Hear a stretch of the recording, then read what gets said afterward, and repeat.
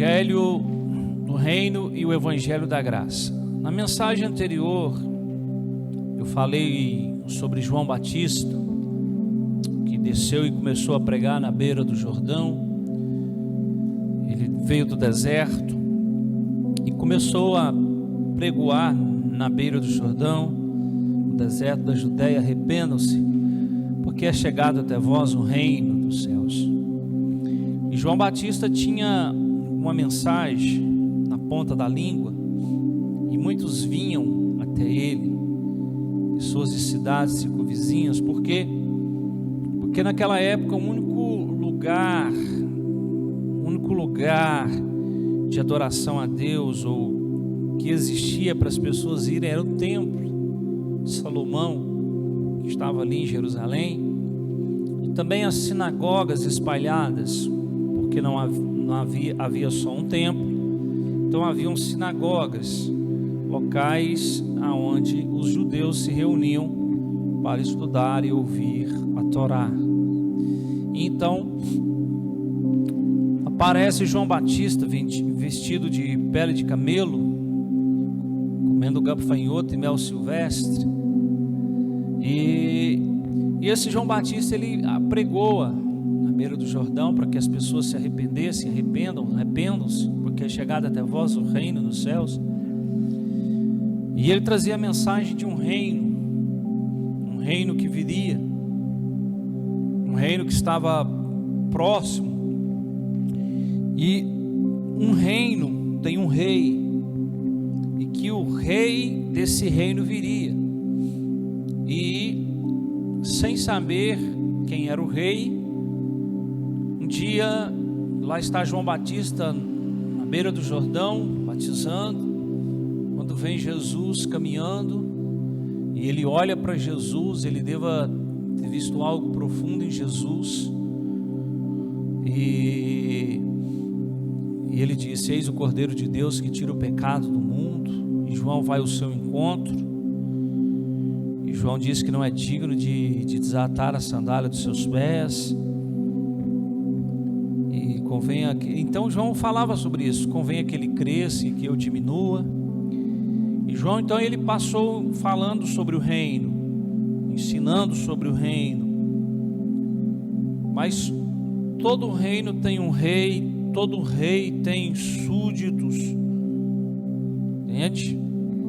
E esse reino, ele não existiria se não houvesse o rei. E passado pouco tempo, o rei desse reino se apresenta a João, e João agora diz: convém que ele cresça e que eu diminua. E João se afasta do cenário, João Batista, e logo depois ele tem a sua cabeça decapitada. E Jesus então continua a pregoar os ensinos do seu reino. Ele começa a angariar discípulos para o seu reino. Mas no meio do caminho, aqueles para o qual ele veio o desprezaram, o rejeitaram, não o quiseram. Eles negavam cada vez mais. Por quê? Porque quando você lê Evangelho de João, capítulo 1, versículo 17, lá está escrito assim: a lei foi dada por um servo, Moisés.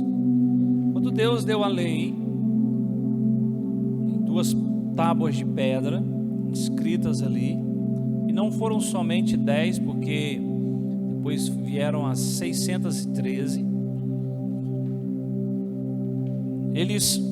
Os judeus então passaram a olhar para Moisés. Então a lei foi dada através de um servo, de um homem chamado Moisés. Porém a graça e a verdade vieram por intermédio do Filho Jesus. Então a lei foi por um servo, mas a graça, o favor imerecido, veio através do Filho, junto com a verdade. Então a verdade, ela está alinhada, entrelaçada com a graça, não com a lei.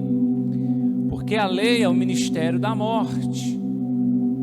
A lei é o ministério da morte.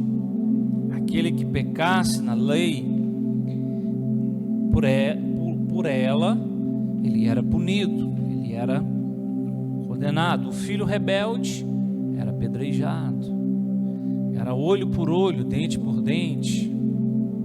Então, quando você lê a lei, você vê as regulamentações, você vê os ensinos da lei, como se devia portar as mulheres, os homens.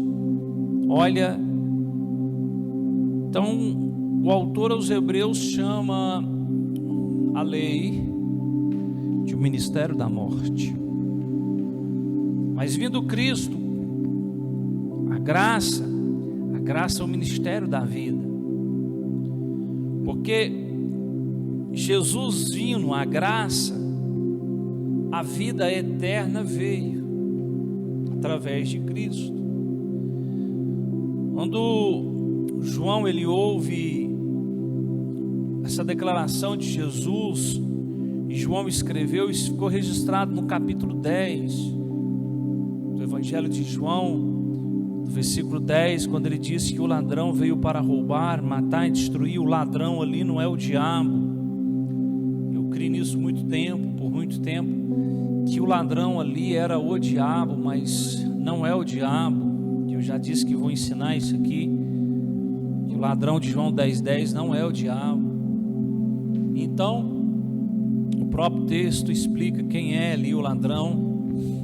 Então Jesus disse: mas eu vim para que vocês tenham a vida, para que vocês tenham vida, e a vida eterna. Eu vou ler João 10:10. O ladrão não vem senão para roubar, matar e destruir. Eu vim para que as ovelhas tenham vida, vírgula, e vida em plenitude, ou vida completa, vida plena. E essa vida em plenitude é a vida eterna. Aqui eu tenho a vida e tenho a vida eterna. A vida eterna, ela foi perdida no Éden, com o primeiro Adão, quando ele negociou com a serpente, quando a serpente negociou com a mulher, ela comeu do fruto e deu ao seu marido. Adão perdeu a vida eterna. Quanto mais o tempo foi passando, mais distante o ser humano foi ficando de Deus. E então vem Jesus, o segundo Adão, a graça e a verdade junto com ele. Por isso ele disse: e conhecereis a verdade, e a verdade vos libertará. E ele disse isso para os fariseus, porque os fariseus viviam no legalismo ferrenho. E Jesus disse: vocês conhecerão a verdade e ela vai vos libertar. E a verdade então libertou muitos judeus, os apóstolos, os santos apóstolos, o apóstolo Paulo e tantos outros que foram pregoeiros da graça de Deus, pregoeiros desse evangelho da graça de Deus, da verdade. Os homens que andou com Jesus e o homem que aprendeu com Jesus. Os homens que andou com Jesus eram os apóstolos, e o homem que aprendeu de Jesus, Paulo. Então, irmãos, a vida, ela veio, a vida eterna, ela não veio na lei, porque na lei veio a morte, o ministério da morte. Mas na graça veio o ministério da vida eterna, porque Jesus disse: eu sou a vida, eu sou a vida, eu sou o pão, eu sou a água, eu sou a luz, eu sou o caminho, a verdade e a vida. Porque somente na graça você tem vida. Então, a vida ela veio por intermédio do Filho. Mas quando Jesus veio e João Batista saiu de cena, João Batista ficou propagando o evangelho do reino. E Jesus também, o evangelho do reino. Por quê? Porque todo reino tem um rei. E o rei desse reino era Jesus. E é Jesus. Por isso, na visão do Apocalipse, no capítulo 19, quando João vê o cavaleiro do cavalo branco, porque ele vê dois cavaleiros, um cavalo branco, ele vê no começo de Apocalipse ali, quando começam os ais, no capítulo 7, e o seu cavaleiro, e viu João um cavaleiro montado num cavalo branco, e foi-lhe dado uma coroa, e ele saiu vencendo para vencer. Aquele ali é o anticristo. Mas do capítulo 19 é Cristo, porque João vê escrito na sua coxa: Rei dos reis e Senhor dos senhores. Então ele é rei para Israel. Quando Jesus veio, ele veio para exercer o governo, o reinado que lhe fora proposto. Mas o que aconteceu? Seus súditos não o quiseram. O povo para o qual ele veio o rejeitou, o desprezou. E para que se cumprisse a profecia de Isaías 65, fui para um povo que não era meu povo, mas se tornou meu povo, passou a me chamar pelo nome. Jesus então agora ele estabelece uma nova fase, porque o povo terrenal não o quiseram, desprezou. E então Jesus vem e põe em cena o que aconteceu antes da fundação do mundo. E eu quero ler com você Efésios. Se você estiver em casa com sua Bíblia, vamos ler Efésios.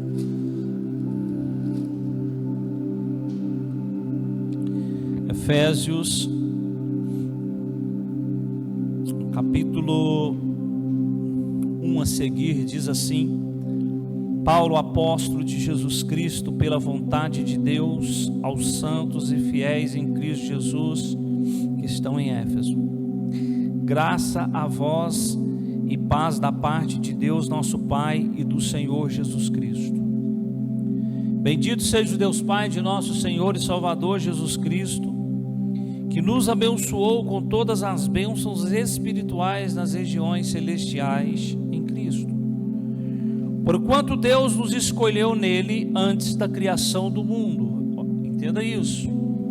Pois Deus nos escolheu nele antes da criação do mundo, para sermos santos e irrepreensíveis em sua presença. E em seu amor nos predestinou para sermos adotados como filhos por intermédio de Jesus Cristo, segundo a benevolência da sua vontade. Compreenda, irmãos, que antes do mundo existir, com o amor com que Ele nos amou, Ele nos elegeu nele. Porquanto Deus nos escolheu nele, antes da criação do mundo, antes da criação do mundo, antes do mundo vir a existir, para sermos santos e irrepreensíveis. Por isso eu não entendo, é desconhecimento, pregadores dizerem que a igreja de Jesus está prostituída. É desconhecimento.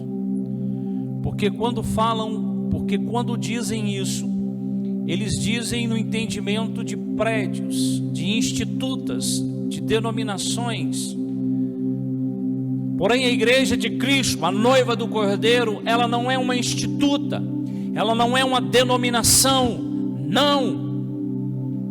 A noiva de Cristo, a igreja de Cristo, ela não tem CEP, ela não tem logradouro, não, ela não tem nome, mas ela tem CPFs, RGs lavados e remidos do sangue do Cordeiro, que estão aqui, que estão acolá, que estão a 10 quilômetros desse lugar, a 20, a 30, a 100, de lá do oceano.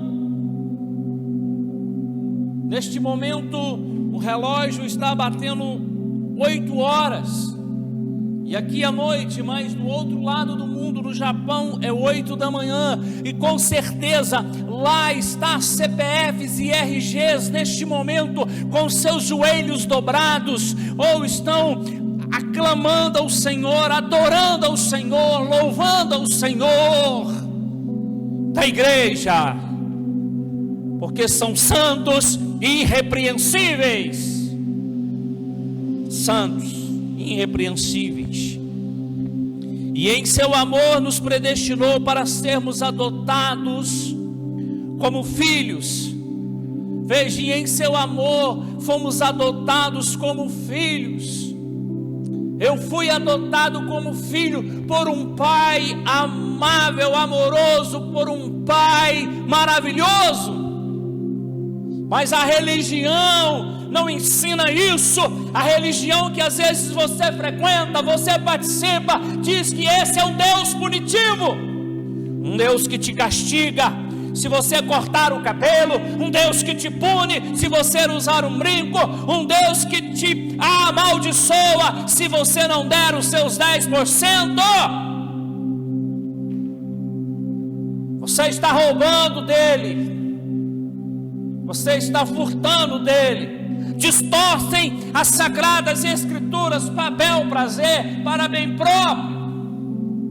E São Pedro nos advertiu: cuidado com esses que fazem de vós comércio, porque muitos virão e farão de vocês, da fé de vocês, comércio. E isso não está longe, está perto. E ele diz: fomos adotados como filhos por intermédio de Jesus Cristo, por causa do meu Jesus, do nosso Senhor Jesus, que morreu na cruz do Calvário, por causa daquele que na cruz bradou: tetelestai, dívida paga, segundo a benevolência da sua vontade, para o louvor da sua gloriosa graça. Veja, a graça do Senhor, ela é gloriosa. A graça do Senhor, ela tem uma glória. Mas quantos têm desprezado essa glória da graça, essa gloriosa graça, por causa de legalismos, por causa de eu faço, pois acham que é no tanto fazer que serão abençoados. Não, meu querido, nós somos abençoados por causa do que Ele fez, por causa do que Ele realizou. Nós somos. Versículo 3: bendito seja o Deus Pai de nosso Senhor Jesus Cristo, que nos abençoou com todas as sortes de bênçãos nas regiões celestiais em Cristo. Nós já somos. E aqui é que está, porque o evangelho do legalista te ensina a fazer cruzadas, a fazer pulos, a fazer metas, a fazer sacrifícios, a dar e dar e dar, demonstrar para Deus: meu querido, nada do que você faça, nada do que eu faça, faz com que Deus aumente o amor dele por mim.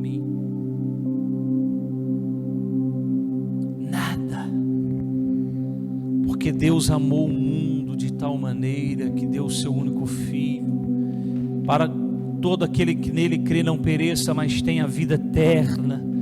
E além de termos a vida eterna, para sermos adotados como filhos. Aleluias.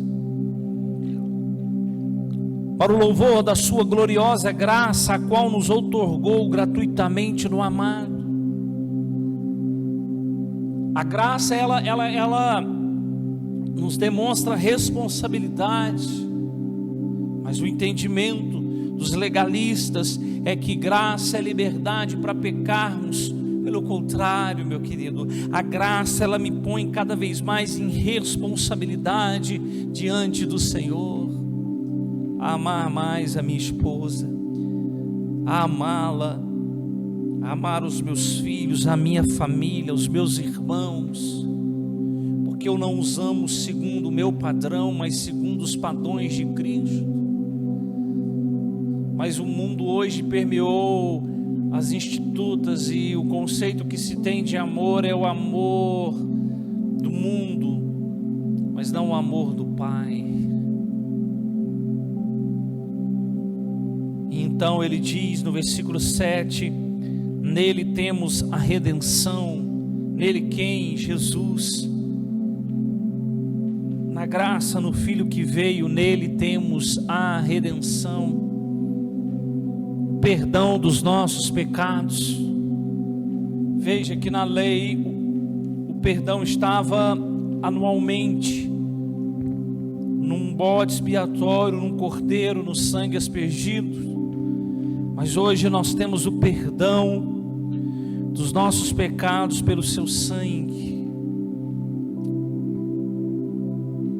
Nele temos o perdão dos nossos pecados pelo seu sangue, segundo as riquezas da graça de Deus. Veja que é a graça, é o favor.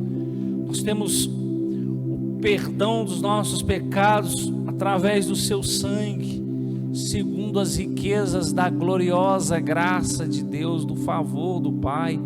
Entenda, irmãos, graça é favor imerecido. Então não é o que você faz que faz com que você tenha, não, meu irmão, você já tem porque Ele já fez. Basta você compreender esse posicionamento, basta você compreender essa verdade e nela viver, sem julgo, viver guiado pelo Espírito, direcionado pelo Espírito, porque o Espírito faz você se apaixonar ou amar as Escrituras, você ler e compreender, não porque o homem falou, mas porque o Espírito soprou.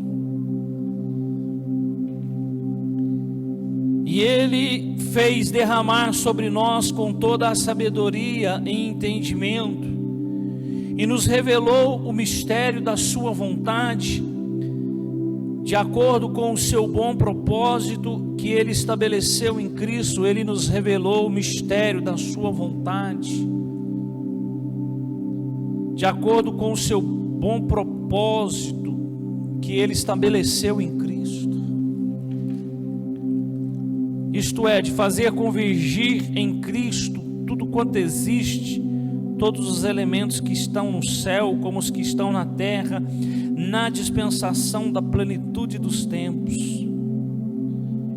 11. Nele fomos também escolhidos, tendo sido predestinados conforme o plano daquele que cria absolutamente tudo de acordo com o propósito da sua própria vontade, com o objetivo de que nós, os que primeiro esperamos em Cristo, sejamos para o louvor da sua glória. Nele igualmente vós, tendo ouvido a palavra da verdade, o evangelho da vossa salvação, e nele também crido, fostes selados com o Espírito Santo da promessa, que é a garantia da nossa herança, para a redenção da propriedade de Deus, para o louvor da sua glória. Entenda, meu irmão, o Espírito ele foi derramado a partir de Pentecostes, Atos capítulo 2, ali começa então a história da igreja, porque um grupo de irmãos orando, o Espírito Santo vem, um som barulhento toma conta dos céus, da cidade de Jerusalém, e aquele vento impetuoso, aquele som então invade o local aonde os irmãos estavam, e um olhando para o outro, viram línguas como que de fogo descendo sobre cada um, e eles falavam em outras línguas. E então houve um mover. O que estava acontecendo era o Espírito Santo de Deus batizando pessoas num só corpo. Ali então nascia a igreja de Jesus, esse organismo vivo, santo, imaculado, irrepreensível, sem ruga, e que através de uma mensagem, então agora Pedrão, cheio do Espírito, 10 dias depois de ter o negado ali naquela noite, e depois de ouvir o galo cantar, por ter negado 3 vezes, ele se arrependeu profundamente. E 10 dias depois, então,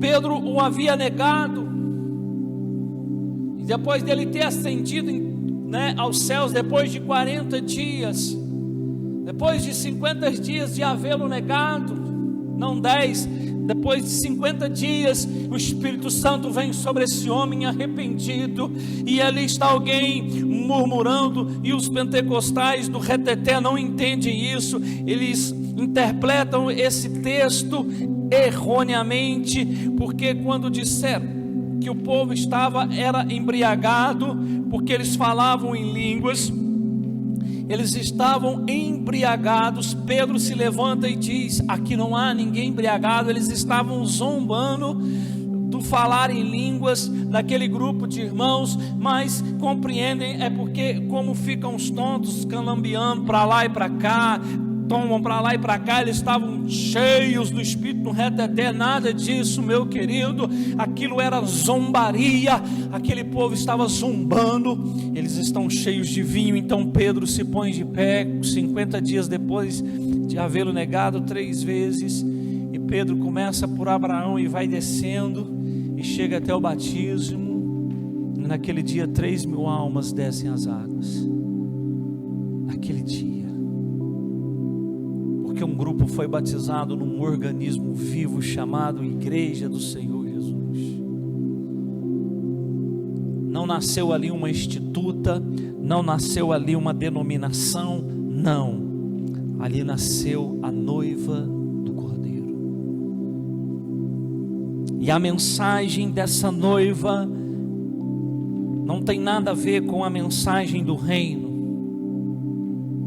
porque quando Cristo veio para governar Israel, para ser rei em Israel, e através de Israel as outras nações se achegarem a eles, mas eles o repudiaram.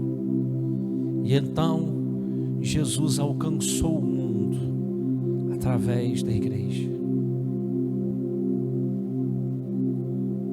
E a mensagem é o Evangelho da graça, do qual os santos apóstolos tiveram acesso, porque graça e verdade vieram com o próprio Filho, o favor do Pai, o Filho que desceu na terra e andou no meio dos homens, era a demonstração do amor.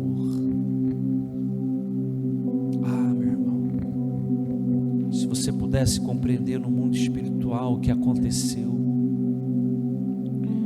quando ele nasce, quando ele é crucificado, quando ele nasce, uma estrela surge no céu e guia magos do Oriente, anjos aparecem a um grupo de pastores e de repente começam a anunciar: um menino nasceu, um Salvador nasceu. E quando eles olham, milhares de anjos estavam ali louvando. Quando ele morre, a terra se abre, a terra escurece, o sol escurece por 3 horas, trevas tomam conta da terra. Quando ele nasce, a alegria, ao anúncio dos anjos, as estrelas anunciam que alguém diferente nasceu. quando ele é crucificado, a terra chora, a terra sangra, a terra escurece, a terra entra em dores, em caos, mas ele está vivo e ele reina, e ele está prestes a buscar a sua noiva. Essa noiva que na parábola das 10 virgens, 50% vai, 50% não,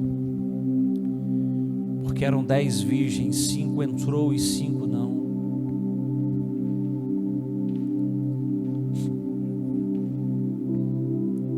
Nele fomos também escolhidos, tendo sido predestinados.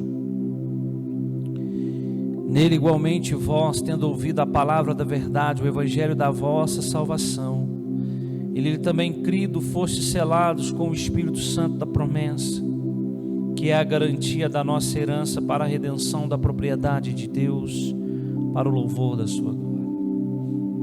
O Espírito Santo, ele não desceu nos homens e permaneceu no antigo pacto, porque no antigo pacto era o ministério da morte.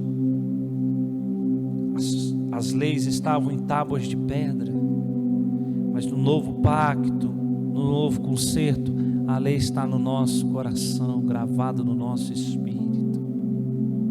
É o ministério da vida, porque nós recebemos o Espírito Santo da promessa. O Espírito Santo veio para a noiva do Cordeiro. Por esse motivo também eu, tendo ouvido falar da fé no Senhor Jesus que existe entre vós e do vosso amor fraternal para com todos os santos, não cesso de dar graças por vós, recordando-me de vós em minhas orações, para que o Deus de nosso Senhor Jesus Cristo, Pai da glória, vos dê o espírito de sabedoria e de revelação no pleno conhecimento dele. Glória a Deus, glória a Deus. No capítulo 2, no versículo 1, ele diz: ele vos concedeu a vida, estando vós mortos nas vossas transgressões e pecados. Veja, a lei, ela era presente, a lei havia sido ensinada por séculos, e agora então o rei vem para estabelecer, mas ele é desprezado, o mensageiro do reino e o rei do reino. Então o Senhor inaugura a igreja, ele estabelece a sua noiva, e a mensagem dessa noiva, e para fazer parte dessa noiva, não do reino, mas da noiva, existe uma mensagem, a mensagem da graça. Não se pode ensinar um reino na graça, porque o reino é algo que está parado. Nós estamos vivendo um parênteses. O Senhor abriu um parênteses dentro do evangelho do reino, para que o evangelho da graça fosse ministrado.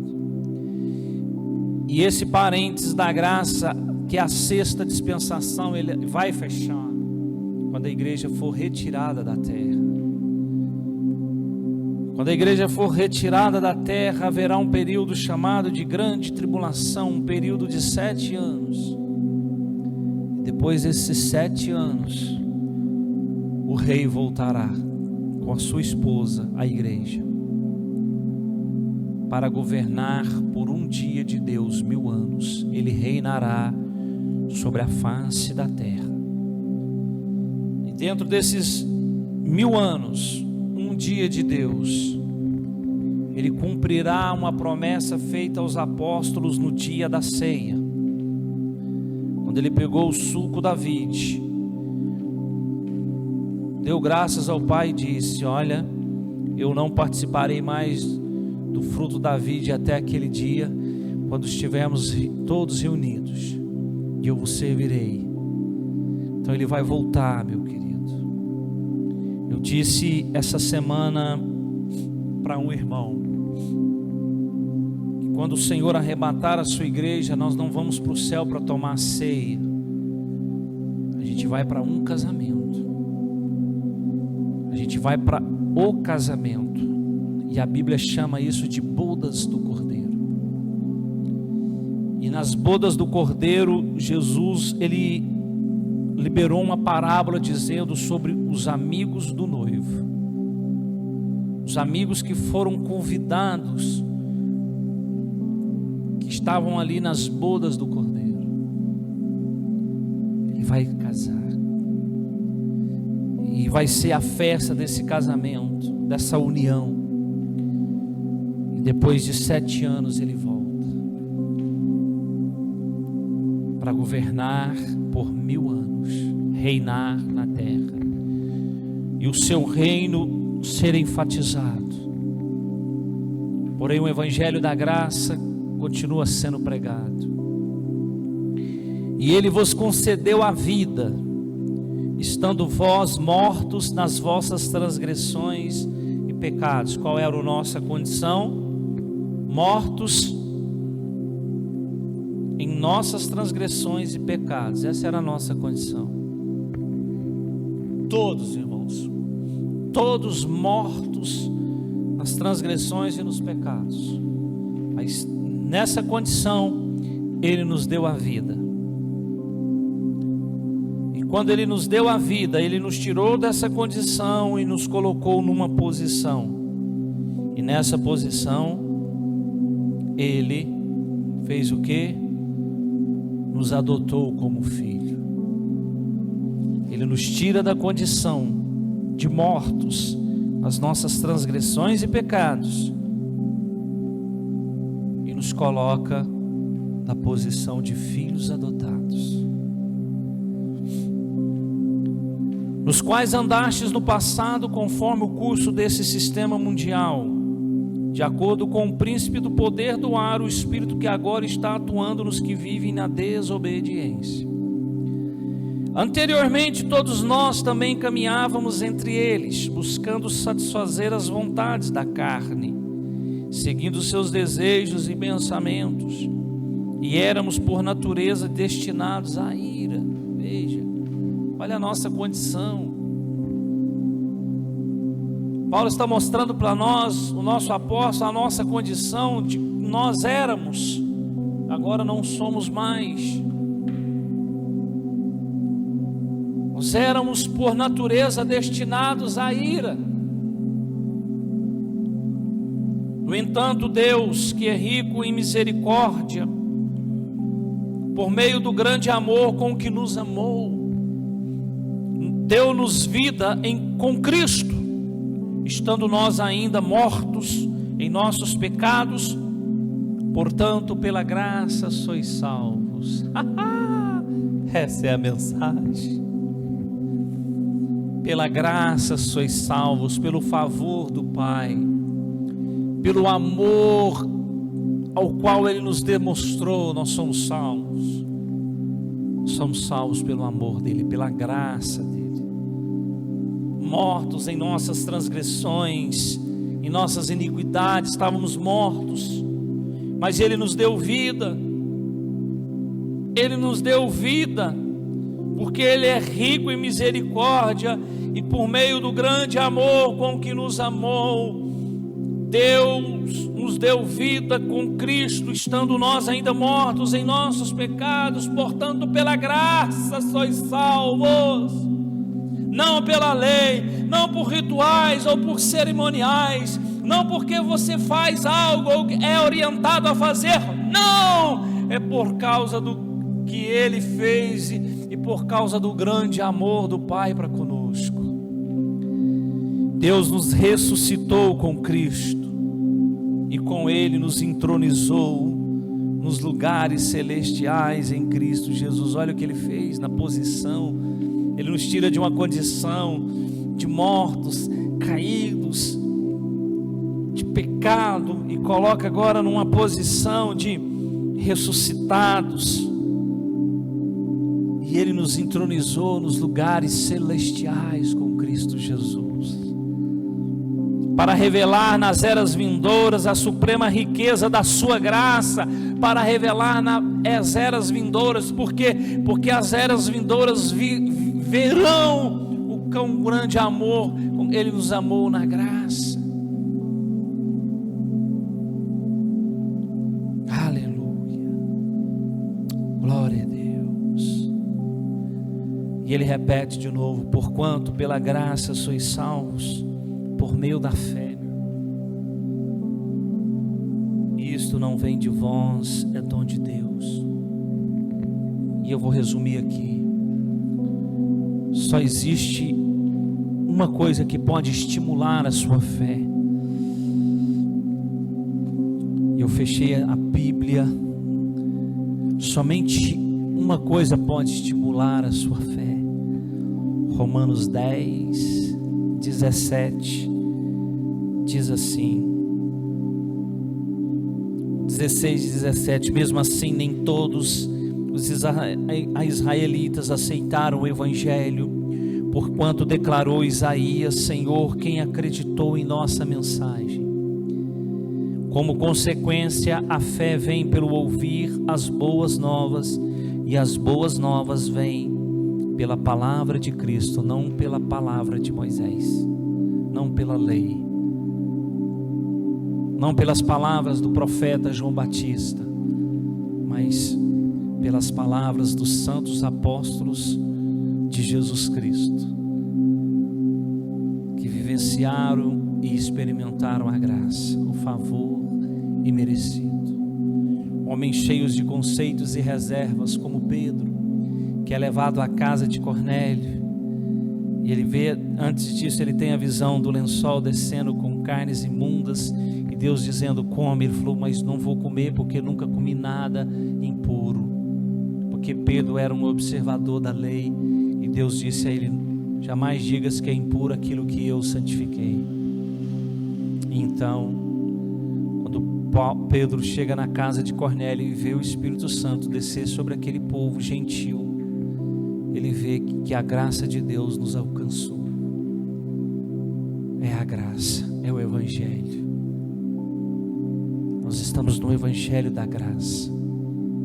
Pela graça sois salvos, e isso não vem de vós, é dom de Deus.